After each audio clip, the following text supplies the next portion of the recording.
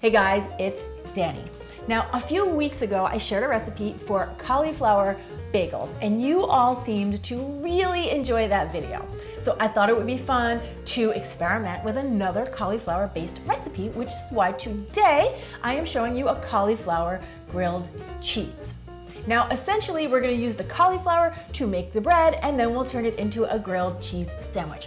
So do me a favor and give this video a big thumbs up if you are enjoying these cauliflower-based recipes as much as I think you are. So the first thing you need to do is choose your cheese. And it's very important here that you choose a cheese that you really enjoy. Now, I am using a shredded cheddar cheese because number one, I love the color contrast that it has with the cauliflower. And number two, I love the way it melts into the sandwich and the flavor. But really, pick whichever one you enjoy the most. I find some of the best melting cheeses other than the cheddar are Gouda and Munster. So once you've got your cheese all picked out and ready to go, then you'll need to rice your cauliflower. So you want to get a nice big head of cauliflower, give it a good rinse under some cold water, get it nice and clean. Then you're going to trim off the stem and cut it into florets. Now from here, I'm going to pop it into a food processor and we're going to grind that up until we have a nice fine sand-like texture. Now, if you were working with a smaller food processor, you would just work in batches until you worked through all the cauliflower. The goal is to have about 4 cups of riced cauliflower when you're all done. So let's chat store-bought riced cauliflower for a moment, shall we? I am sure many of you are wondering, hey, can I just buy the pre-riced cauliflower from the freezer or the produce section of my grocery store? And while in theory, it sounds like that should work totally fine, I'm not 100% sure. Because if you notice the cauliflower that I just riced, it's super fine, it's like sand. And usually the cauliflower that's riced at the grocery store is a lot coarser. So my concern there is that it wouldn't bind as well when you try to form the bread. But like I said, I haven't actually tested this myself. So if you decide to go for it, come down to the comments below and let us know how it goes. So I've got all of my riced cauliflower in a nice big bowl, and to that I'm adding 2 lightly beaten eggs, a half a cup of grated Parmesan cheese, half a teaspoon of garlic powder, half a teaspoon of Italian seasoning, and a little bit of salt and pepper.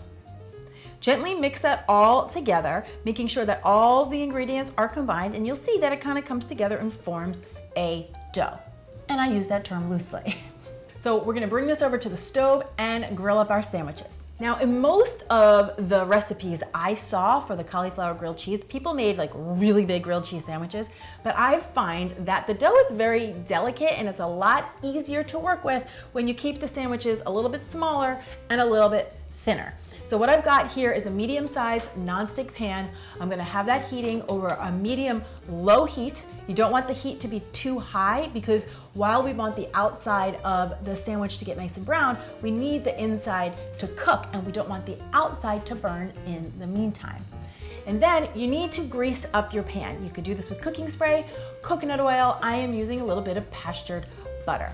Trust me when I tell you, you need that sucker to be greased up. Do not skimp on this, guys, because the cauliflower bread is a little bit delicate when it's cooking up, and if it sticks, you are gonna be totally doomed when it comes to the flip.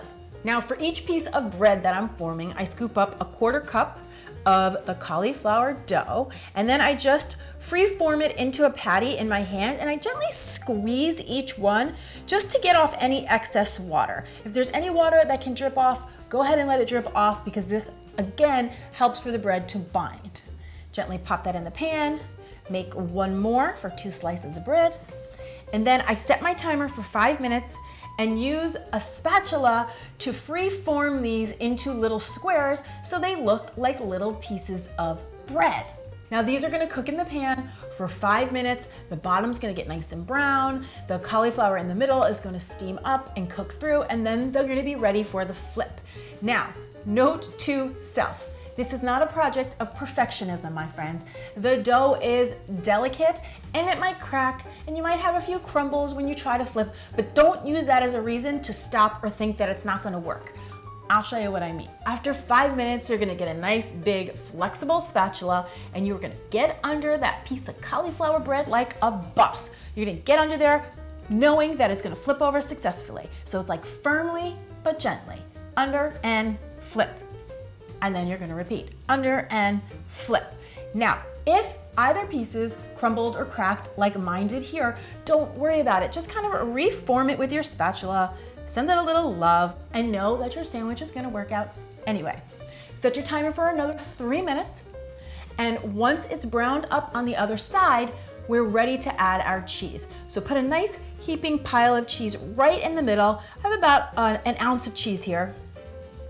And then take the other slice of bread and place the bottom side, the part that was still hot in the pan, on top of the cheese. That's gonna help it to melt. Once the cheese has melted, your grilled cheese is ready to go. So get it out of the pan and let it sit for just a couple of minutes, because once it's not boiling hot, the bread actually does firm up a little and it really does hold together. And FYI, if you make your sandwiches the same size that I made my sandwiches, you should be able to get 4 grilled cheese sandwiches out of the deal. So go ahead and repeat what we just did 3 more times. After it has cooled down just a bit, go ahead and slice it in half and you are ready to enjoy your cauliflower grilled cheese sandwich. And as you can see, the bread really does hold together.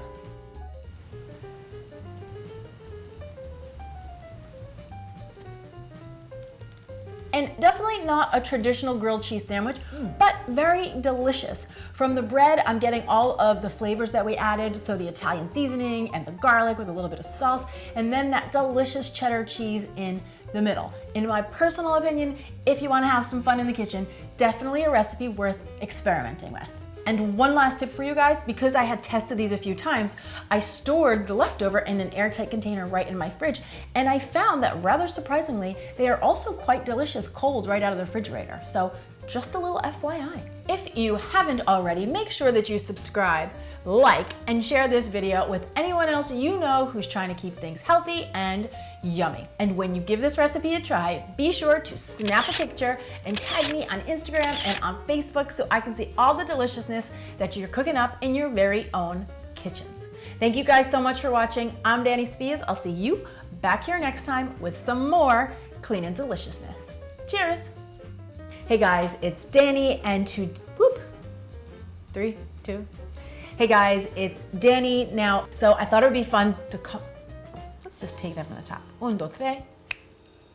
Hey guys, it's Dani, and listen. 1, 2, 3. Hey guys,